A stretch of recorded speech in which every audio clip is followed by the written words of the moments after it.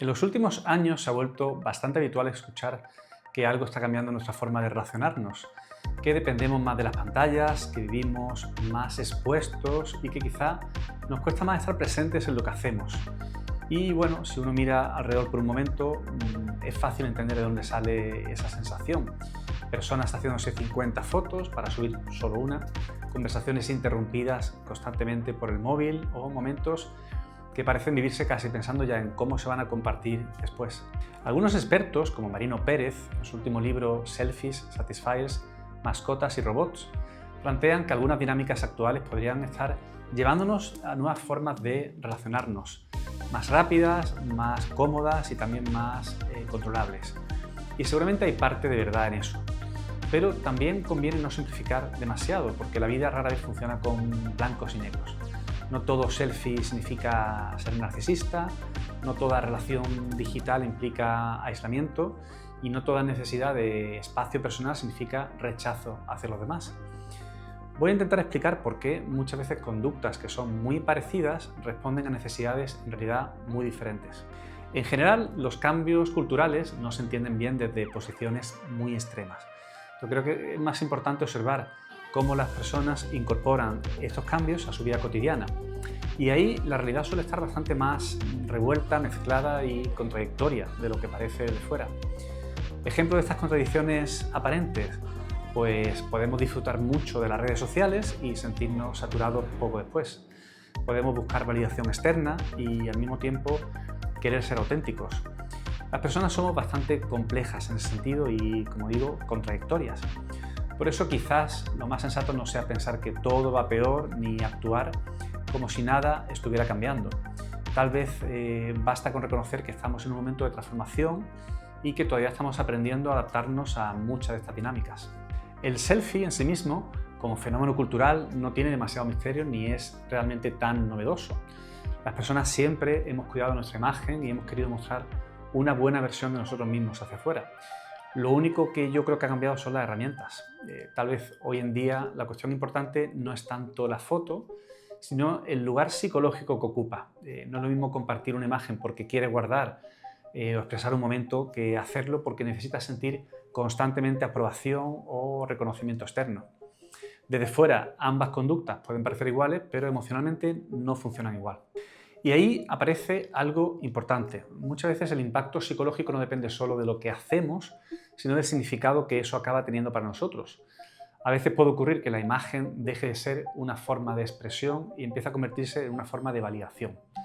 Poco a poco la autoestima puede empezar a apoyarse demasiado en cómo nos perciben los demás. Y eso no significa que las redes sociales sean malas, ni muchísimo menos. Pero sí parece razonable pensar que cuando dependemos demasiado de la mirada externa, podemos volvernos más vulnerables a la comparación o a la necesidad constante de aprobación. Y entonces ocurre algo curioso. Ya no solo vivimos las experiencias, también empezamos a mirarlas desde fuera. Quizá por eso la pregunta importante no sea si el selfie es bueno o malo, tal vez la pregunta útil sea otra. ¿Estoy compartiendo algo que realmente quiero expresar o algo que necesito que los demás validen? Muchos estudios sobre pantallas y salud mental hablan de ansiedad, depresión, atención, problemas de atención o impulsividad. Y bueno, tiene sentido que lo hagan, son aspectos importantes y además relativamente fáciles de medir, pero hay algo que muchas veces queda un poco fuera. Estamos estudiando síntomas, pero hay algo casi más importante que se nos escapa: cómo las personas construyen su identidad en la actualidad. Porque bueno, la identidad no funciona solo como un conjunto de síntomas o emociones. También tiene que ver con la historia que nos contamos sobre nosotros mismos. No solo importa sentirse mal, importa también cómo entendemos ese malestar, qué significado le damos y cómo encaja dentro de nuestra vida. Por eso, quizá la pregunta no debería quedarse solo en si las pantallas aumentan ciertos problemas psicológicos. Tal vez habría que preguntarse también cómo están influyendo en la forma en la que nos mostramos, nos relacionamos y buscamos reconocimiento. Hay una diferencia importante entre vivir un momento y vivirlo pensando en cómo será visto después o qué publicaré en redes sociales. Y eso puede hacer que poco a poco algunas personas acaben demasiado pendientes de la imagen que proyectan hacia afuera, dejando menos espacio para la experiencia más íntima o para lo espontáneo. Así que muchos problemas actuales probablemente no se entienden del todo si solo hablamos de síntomas. También hay que mirar cómo las personas están construyendo su identidad y cuánto depende esta de la mirada externa. Porque no es lo mismo sentirse mal dentro de una vida con sentido que dentro de una vida demasiado condicionada por la necesidad de aprobación. Algo parecido sucede con ciertos dispositivos de placer. Para algunas personas puede ser simplemente una forma sana y libre de explorar su sexualidad o conocerse mejor, pero en otros casos podrían convertirse en una manera de evitar la vulnerabilidad, la intimidad o las dificultades que aparecen en una relación real. Y probablemente con la inteligencia artificial ocurra algo similar. Una conversación con una IA podría ayudar a alguien a sentirse escuchado, acompañado o menos solo en determinados momentos, pero también existe la posibilidad de que algunas personas acaben sustituyendo progresivamente relaciones humanas complejas, con todas las frustraciones y límites que eso conlleva, por vínculos bastante más controlables y previsibles, como los de una IA. Por eso quizás no ayuda demasiado clasificar rápidamente las conductas como buenas o malas. Normalmente las personas intentan responder de la mejor manera que pueden a necesidades bastante humanas. Compañía, conexión emocional, placer, calma, seguridad o sensación de pertenencia al grupo. Lo importante quizás sea entender cuándo esa forma de adaptación amplía nuestra vida, nos ayudan a crecer o nos aportan bienestar, y cuándo empiezan poco a poco a limitarnos, a aislarnos o a empobrecernos emocionalmente.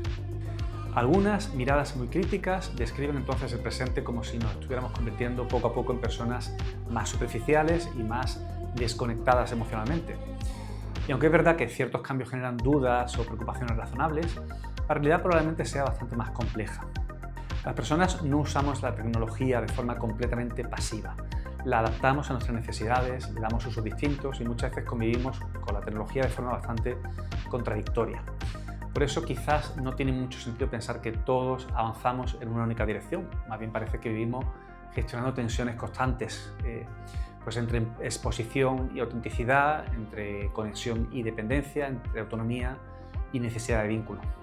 Y la mayoría de nosotros vamos moviéndonos entre esos polos continuamente, según el momento vital, el contexto, incluso el día que tengamos. La experiencia psicológica humana rara vez es completamente coherente. Después de todo esto, quizá lo más útil sea bajar un poco el dramatismo. No vivimos en una distopía emocional, pero tampoco parece razonable pensar que todos estos cambios sean neutros o irrelevantes. Estamos en un momento de transición, diría yo. Están cambiando las formas de relacionarnos, de construir identidad y de entender pues, muchas experiencias cotidianas. Y como suele pasar en cualquier cambio cultural importante, aparece un poco de todo: excesos, contradicciones, confusión y también adaptación y aprendizaje. Quizá el objetivo no sea juzgar rápidamente determinadas conductas, sino entender qué función cumplen y qué lugar desempeñan. Repito esta última. Quizá el objetivo no sea juzgar rápidamente determinadas conductas, sino entender qué función cumplen y qué lugar ocupan en la vida de cada persona.